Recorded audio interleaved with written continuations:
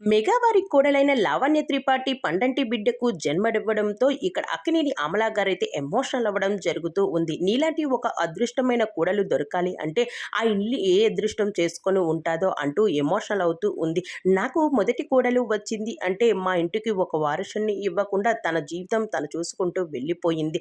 రెండో కోడలు వచ్చింది అంటే తను కూడా తన జీవితం చూసుకుంటూ ఉంది. ఇప్పుడు మూడో కోడలు వచ్చింది అంటే తను కూడా తన లైఫ్‌ని తను చూసుకుంటూ ఉంది.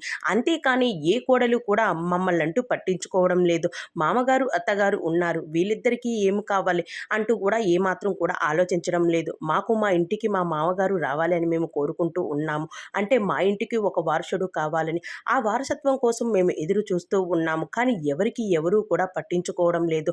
కానీ కోరకుండానే మెగా వారి ఇంటికి తమ కోడలు తమ అదృష్టాన్ని తెలుసుకుంటూ పండంటి మగబిడ్డకు జన్మనించి ఆ ఇంటికి ఒక వారసుడిని ఇచ్చేసింది. అయితే ఇలాంటి కోడలు ఎంతమందికి దొరుకుతాది? లావణ్య త్రిపాఠి ఒక హీరోని అనే గర్వం లేకుండా ఆడతనం అందులోని అమ్మతనం ఎంత గొప్పదో తను తెలియజేస్తూ ఒక పండంటి బిడ్డకు జన్మనిచ్చేసింది అంటూ చెప్పుకొచ్చేసింది.